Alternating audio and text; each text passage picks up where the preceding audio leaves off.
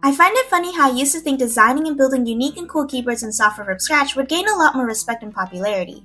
However, after seeing the powerful difference made with the introduction of BobaWay, I soon realized that what really goes viral is a project that can be understood by anyone, touches people's hearts, and resonates with their inner voices.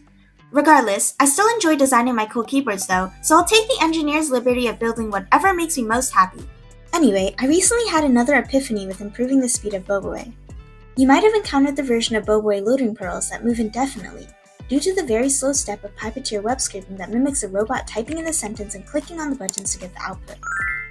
Well, I discovered that you can get the same Taiwanese output a lot faster just by navigating directly to a URL that ends in the Mandarin to be translated. And since this site is simply static HTML, I can very quickly scrape the romanization using a Python library called Beautiful Soup. Goodbye Puppeteer and Browser.io subscriptions. And yet, there are still issues with the final Taiwanese output.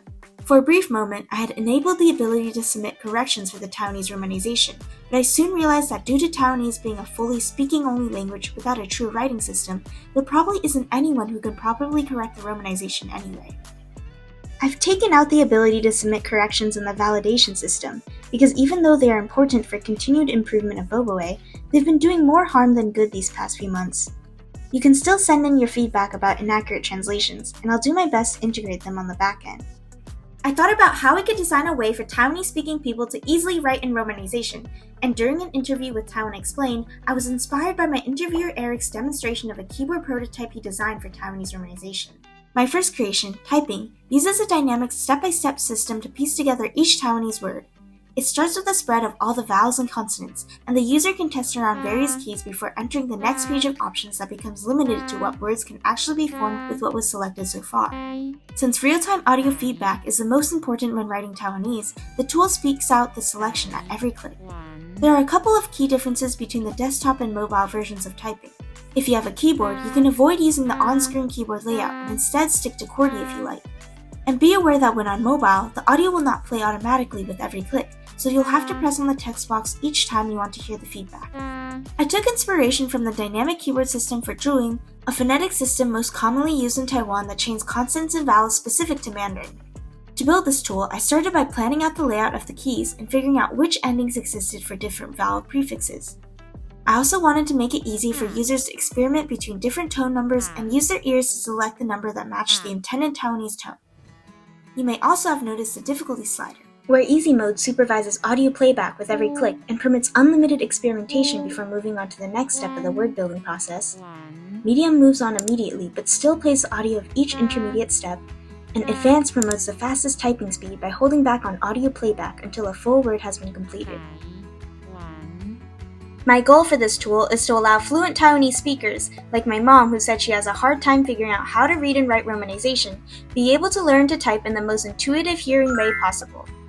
Okay, so Typing is for people who are completely fluent in Taiwanese, while BobaWay is for people who only speak English. So what about people like me who are supposed to be native but need the Taiwanese practice? That's where Typeonese comes in.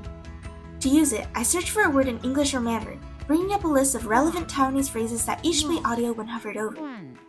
Since I understand enough to know what to pick, I can click and continue writing the sentence in Taiwanese. The iDaigi dictionary, which is what I had used in the very first version of BobaWay, serves as a database for finding relevant terms. Now the big issue with both Typing and Typeonese is that sending voice recordings is still the only way to have a true authentic conversation in Taiwanese.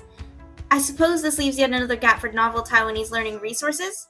Because in the end, Taiwanese romanization is merely a westernization of a unique East Asian culture.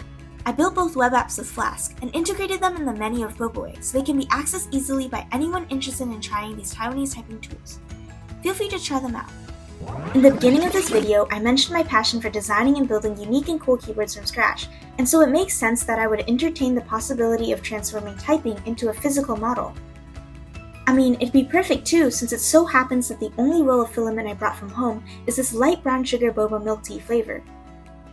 The mechanical keys would be hooked up to a speaker module, but then it would be the issue of figuring out how to download the audio files using Arduino.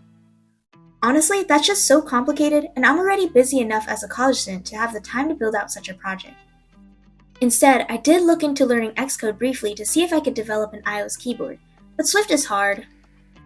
Well, we've reached the end of the video, and I sincerely appreciate you for supporting my Taiwanese language tool, BobaWay, and now also Typing and Typeonese.